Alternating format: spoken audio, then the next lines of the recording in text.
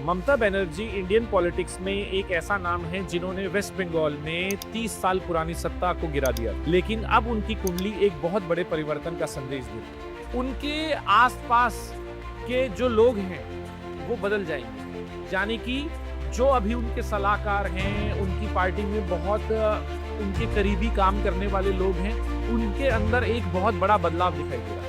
एक ऐसा परिवर्तन जो ना सिर्फ उनके पॉलिटिकल करियर बल्कि भारत की राजनीति की भी दिशा बदल सकती है। उनकी कुंडली में एक बहुत बड़ी महादशा का बदलाव दिखाई दे रहा है। ऐसा हो सकता है कि टीएमसी 2026 का इलेक्शन जीत जाए, लेकिन तब भी ममता बनर्जी सीएम पद की शपथ ना ले। आज मैं आपको एक भविष्यवाणी याद कराने आया हूं जो मैंने 4 अप्रैल 2026 को की थी वेस्ट बंगाल इलेक्शन के संदर्भ, और आज वो भविष्यवाणी आपकी आंखों के सामने सच होती दिखाई दे रही है। इस वीडियो को अंत तक जरूर देखिएगा, क्योंकि इस वीडियो में मैं आपको ये बताने जा रहा हूं कि अगले 12 महीने में टीएमसी टूटेगी, बनेगी या फिर और मजबूत होकर उठेगी, और क्यों अभिषेक बनर्जी के लिए आने वाले 12 महीने एक राजनीतिक तपस्या का समय, क्योंकि जो अभी हो रहा है शायद वो अंत नहीं, एक नई शुरुआत।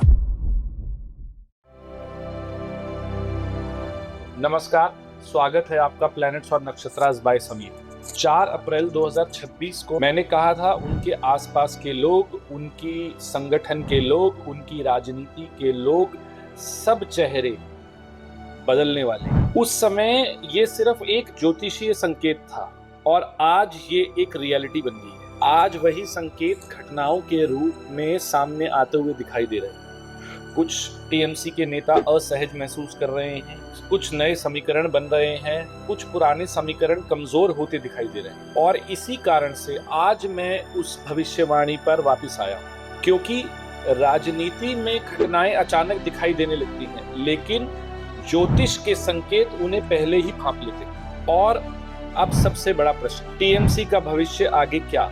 15 दिन में ममता बनर्जी के जीवन में महादशा बदलने वाली है, ये मैंने आपको पिछले वीडियो में भी बताया था। उनकी कुंडली का तीसरा और छठा भाव एक्टिवेट होने वाला है। तीसरा भाव है साहस का भाव, तीसरा भाव है कम्युनिकेशन का भाव, तीसरा भाव है जनसंपर्क का भाव, तीसरा भाव है शॉर्ट ट्रैवल का भाव, तीसरा भाव है पराक्रम का भाव, तीसरा भाव है सेल्फ एफर्ट्स का भाव।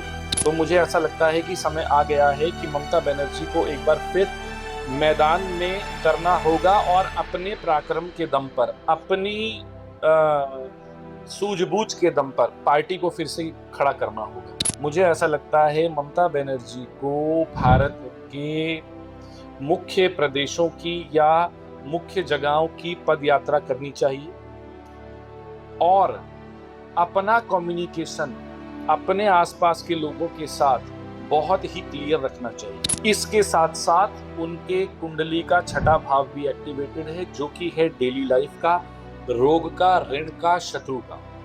तो उन्हें अपनी पार्टी के अंदर पुनर्निर्माण के लिए अपने शत्रुओं को भी पहचानना होगा, जवाबदेही तय करनी पड़ेगी, कमजोरियों को पहचानना होगा, और अब इस पुनर्निर्माण को या टीएमसी को 1 डे एट अ टाइम लेकर चलना होगा। यहाँ से पुनर्निर्माण का जो रास्ता है वो सिर्फ और सिर्फ डिसिप्लिन के थ्रू जाएगा। रोजाना आप क्या काम कर रहे हैं, रोजाना आप कितना एरिया कवर कर रहे हैं, रोजाना कौन क्या काम कर रहा है पार्टी में, ये सब चीजें मुख्य रूप से इंपॉर्टेंट हो जाएंगी। और सबसे इंपॉर्टेंट चीज जो है उनकी कुंडली का 9वां भाव।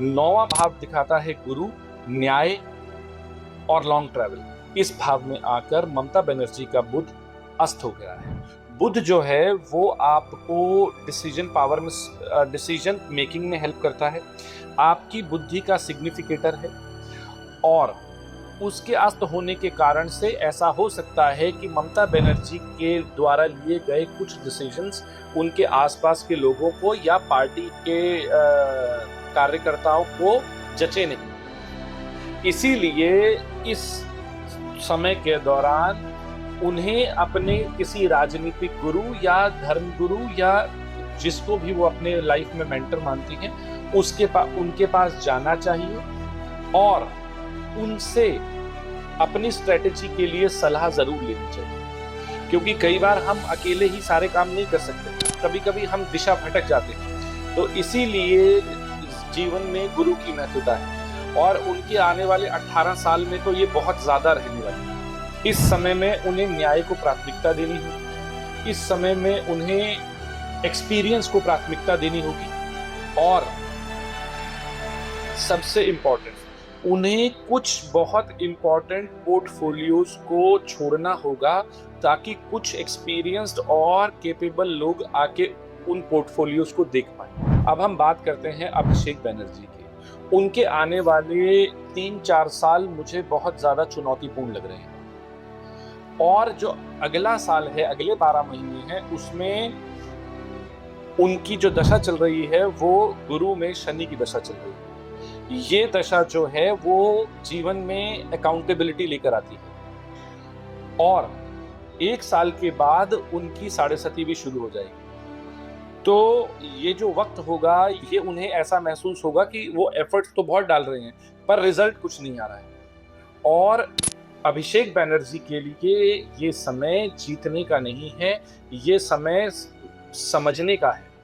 सिस्टम से उलझने से और लड़ाई करने से सिचुएशन और खराब ही होगी। मेरे अनुसार आने वाले समय में सिस्टम या परिस्थितियों से सीधी लड़ाई आपको कोई परिणाम नहीं देगी, बल्कि आप और उलझते ही चले जाएंगे। जितना ज़्यादा संघर्ष, उतनी ज़्यादा थकान होगी। ये समय आगे बढ़ने का नहीं है, ये समय अपने आप को रिस्ट्रक्चर करने का है, अपने आप को रिकंस्ट्रक्ट करने का है।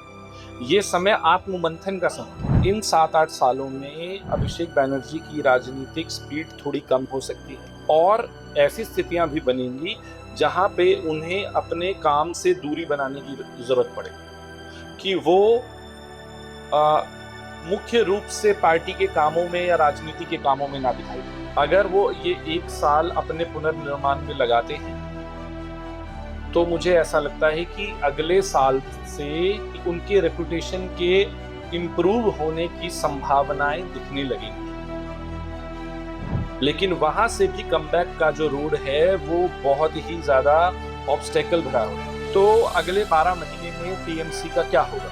अगले 4-5 वर्ष टीएमसी के लिए अस्तित्व का संकट नहीं है, ये समय है पुनर्निर्माण का, ये समय है नई स्ट्रेटजी को लाने का। कुछ राजनीतिक झटके दिखाई दे सकते हैं, कुछ पुराने लोग जा सकते हैं, लेकिन कुछ बहुत ही केपेबल नए लोग भी आ सकते हैं। इस समय में पार्टी समाप्त नहीं होगी, लेकिन पार्टी अपने आप को नए ढांचे में ढालने की कोशिश करेगी, और यहाँ से रोड टू रिकंस्ट्रक्शन की शुरुआत होगी। लेकिन जो मैंने बातें बताई गुरु से रिलेटेड और डिसिप्लिन से रिलेटेड और कम्युनिकेशन से रिलेटेड और ट्रैवल से रिलेटेड, अगर ममता बनर्जी या टीएमसी वो करती है, तो मुझे ऐसा लगता है कि करीब 3-4 साल में ये दोबारा से अपनी एक व्यवस्थित संगठन को खड़ा कर सकते हैं। 4 अप्रैल को जो संकेत कुंडली में दिखाई दे रहे थे, वही मैंने आपके साथ शेयर किए थे,